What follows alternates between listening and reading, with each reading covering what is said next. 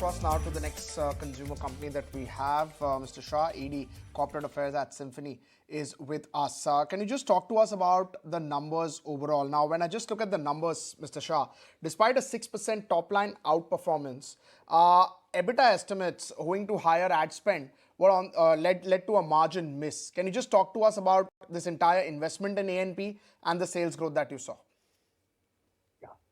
So during June 22 quarter, we incurred the highest ever quarterly advertisement and sales promotion expenses on account of couple of reasons. Number one, new initiatives in terms of D2C as well as e-commerce.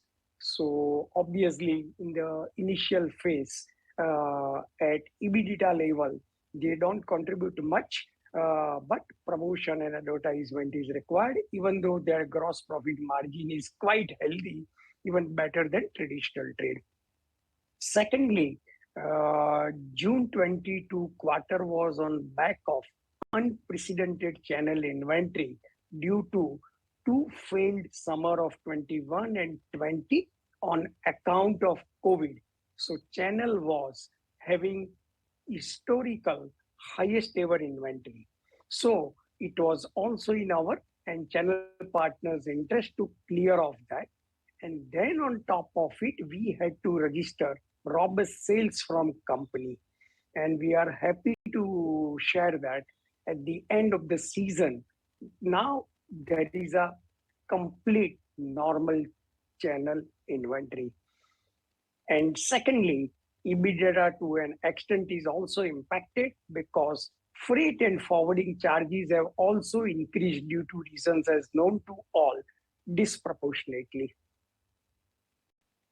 So now a couple of other things. Now, if I look at the numbers on a Q1 basis, it's looking standalone. But if I look at it on a 3-year basis, the revenue number is looking great at a 9-12% CAGR. So you've got back the sales probably that you would have lost. But EBITDA is looking lower, mid-single digits. Is there a lot of inflationary pressure, supply side challenges that maybe needs to come down in the next couple of quarters?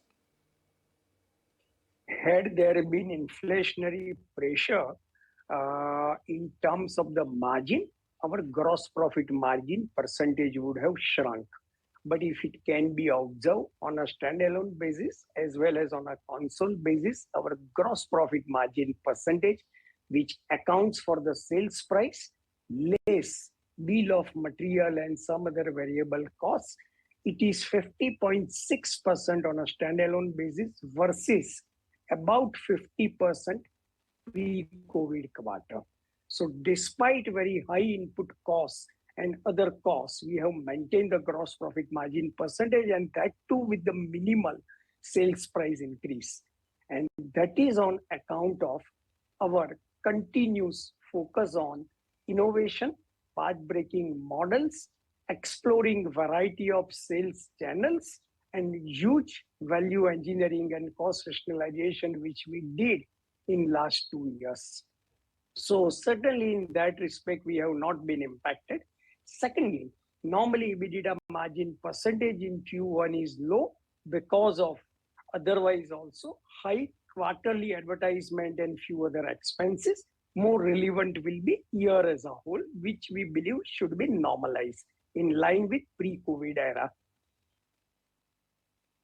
But now that copper and aluminum prices have declined sharply, just wanted to understand how is it that you see your operating margins panning out and whether or not you're going to take actually price cuts, given that you have to make that adjustment for fall in commodity prices.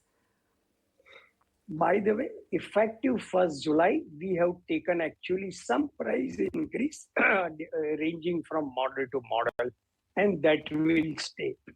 But having said that, the reduction or softening of commodity prices and down the line, maybe even freight, etc., may help us in improving our operating margin, or we may take some strategic call in various respects as situation evolves. Mr. Shah, completely digressing from this, but what's been making headlines of late is the heat wave in the entire European region. UK to all of Europe is melting, and we understand from friends and family that there's not a single AC, fan, what have you, which is even available on some of the department store shelves. So just wanted to understand whether this is a big opportunity in the offing for you. No, you are absolutely right. So, of course, we have some presence in Europe, but we have initiated some steps, and down the line, we expect to really scale up substantially, including e-commerce and D2C. But you might be aware that there is a similar situation prevailing in United States, and there we have excellent presence. And in United States also, currently there is unprecedented demand. However, on account of current economic situation over there, we have to offer certain promotional and discount schemes. But there also there is a similar situation in few other parts of the Northern America.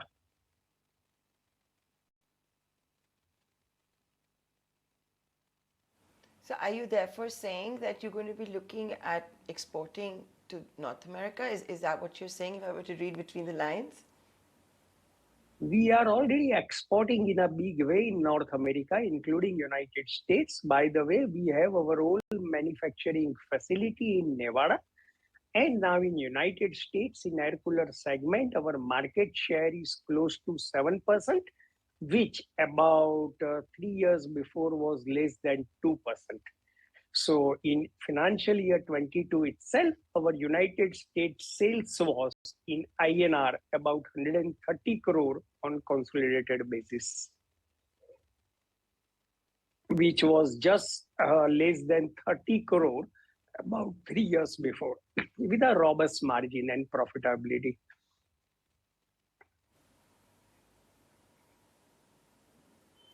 The heat wave in America can turn out to be a new opportunity for Symphony. Already has a plant in Nevada, looking to expand that. Symphony, good set of numbers. Inventory has also started to normalize, and you're seeing bullish commentary from the top management as far as demand and pricing goes. Thank you so much for being live with us today. With that, we're going to take a short commercial break.